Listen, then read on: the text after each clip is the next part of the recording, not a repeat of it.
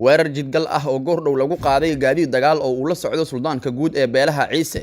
xabada teelteel ah oo dhacaya dagaal toos ah oo hadda socda iyo beesha gudubiirsi oo goor dhow ku dhawaaqday inaysan hubka dhigi doonin waa maxay saaxiibayaal khatarta soo wajahday suldaanka guud ee beelaha ciise oo beesha gudubiirsi ay ku dhaaratay inay gacanta ku soo dhigayaan maxaa ka jira in hadda wixii ka dambeeyay suldaanku uusan soo dhaafi doonin xadka Jabuuti isla mar ahaantan halka uu ku ekaan doono kadib cabsi tiro badan oo soo wajahday iyo ciidamo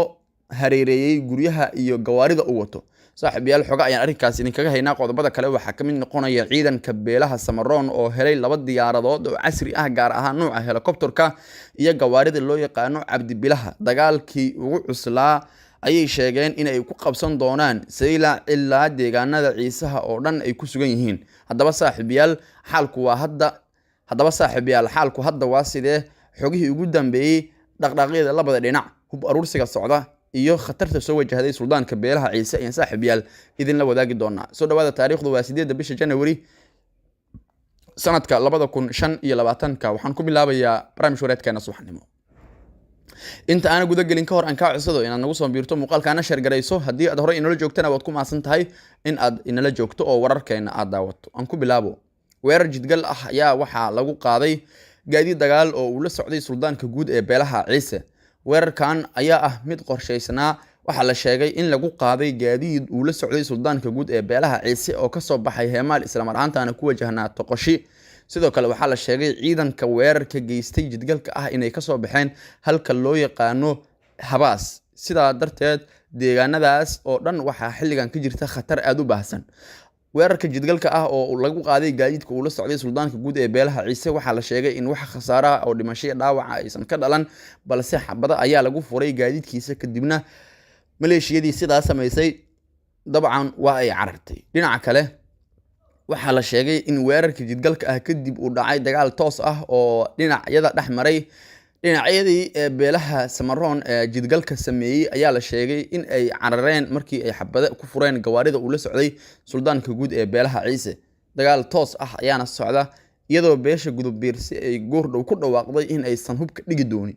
waxa socotay saacadihii la soo dhaafay waan iyo islaax la rabo in la kala dhax dhigo beelaha ciisaha iyo Samaroonka balse beesha gudubiirsi ayaa gabi ahaanba waxa ay ka soo horjeesatay in ay hubka dhigaan oo ay dagaalada joojiyaan waxay sheegeen in hadda iyo uu dagaal u yahay dhulkooda ay difaacanayaan oo ay ku soo duuleen beelaha ciise sidoo kale beelaha Samaroon waxa ay heleen guud ahaantood 2 diyaaradood oo casri ah oo loo yaqaan nooca helicopteriska iyo gawaarida Cabdi Bilaha iyadoo aan ognahay in xaalku uu faraha ka sii baxayo ayaa weerarkan jidgalka ah ee lagu qaaday gaadiidka uu la socday suldaanka beelaha ciise waxa uu imaanayaa xilli saacadihii la soo dhaafay dhinacyadu ay ku dhawaanayeen in ay toos xabadaha iskugu bilaabaan oo xaaladdu ay joogto qir iyo qir dagaalada tooska ah ee halka ka dhacayana waxay noqdeen kuwa marba marka ka dambaysa xaalad hubanti la'aan ah sii galayo labada beel ayaa kala helaya hub dhinacyadu ay marka meel kala duwan ka helayaan waxa qaarkood ay ku sheegayaan inay diyaar u yihiin in ay hadda iyo wixii ka dambeeyo talaabooyin qaadaan oo ay marka dalbadaan hub culus waxa la sheegay si xitaa in magaalada Muqdisho caasimadda dalka hub laga qaaday lana geeyay deegaanadaas guud ahaan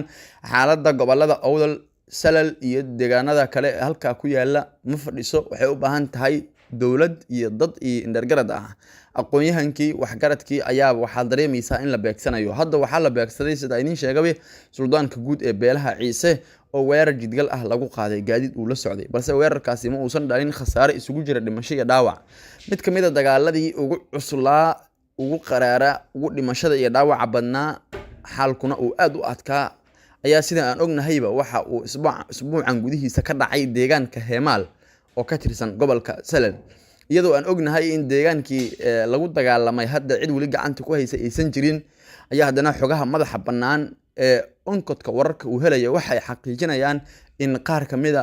beelaha halka ku wada dagaalamaya hubkooda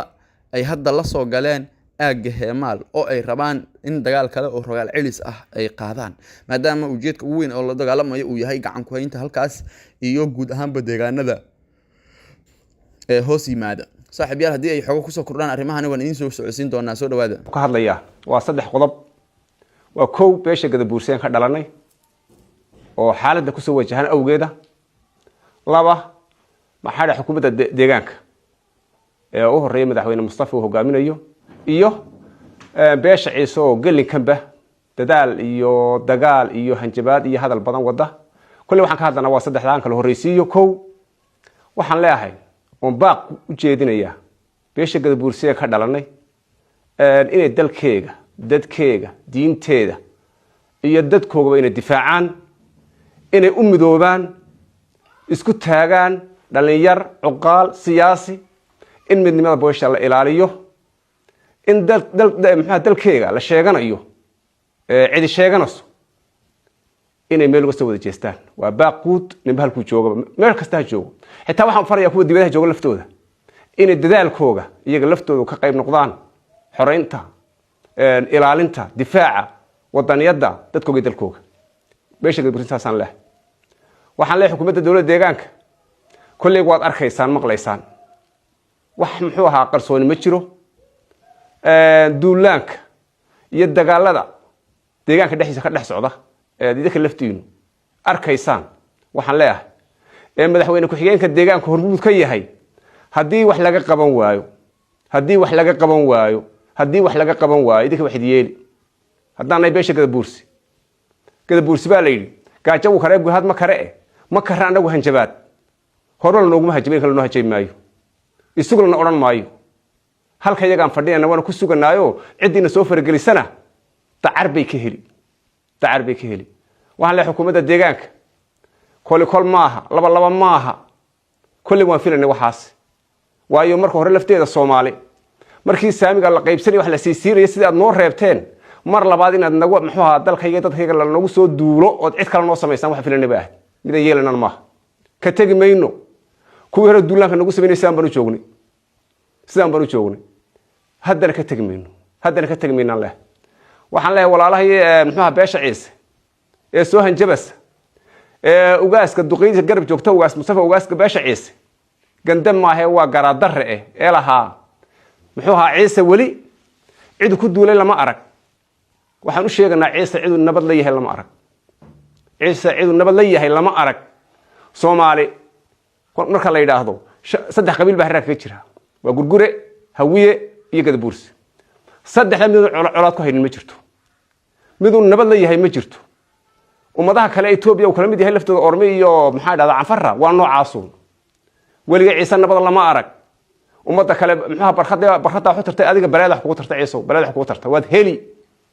waad yaboostay waad ku yeedhay ilaahay baad bariday waad heli muxuu ahaa waxaan waliba leeyahay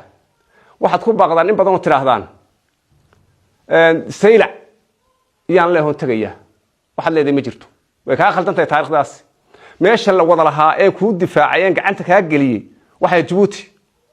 waadigi kala garan waayay maxaa dhahdaa gaalka iyo Soomaalida kale waadigi yiri waa ciise amalkiisu bacday waa ciisaatini waad garan weyday ana ku sheegay inuu gumaysi yahay ana ku xoreeyay walaalkeed Soomaali baa too gacanteeda ana ku galiyay waad maanta ku haysataa mar labaad waxaad ku jawaabtay dadku waa ciise cisbiyahano waad kala garan lahayd wali caada kii ku xigay iyo kan ku xigay ma kala garanaysid halkii bay ka taala waasa lagu bari waxaan leeyahay hadii nabadi wax ku tari weyday oo kolba deegaad dad leeyahay wad fuushan tahay tan horena waad u weyday imkana heli mays imkana ma helisid wixii bariga hore ku haystun ba ka soo horeeya wax iska bedeli ma jiro Gadabuursi waa halkiisi midna muxuu Gadabuursi labana ma ahay waa mid ka saylac joogiya ka maxaa dhahdaa muxuu ahaa jaare ka jooga waa hal laba ma waxaan ku leeyahay markaa haddaad dagaal ugu tala gashay Gadabuursi oo sidaad sheegaysaa ka dhab tahay aroorta caadiyan kaga soo bixi anigu diyaar baan ku nahay wassalaamu calaykum waraxmatullaahi wabarakaatuh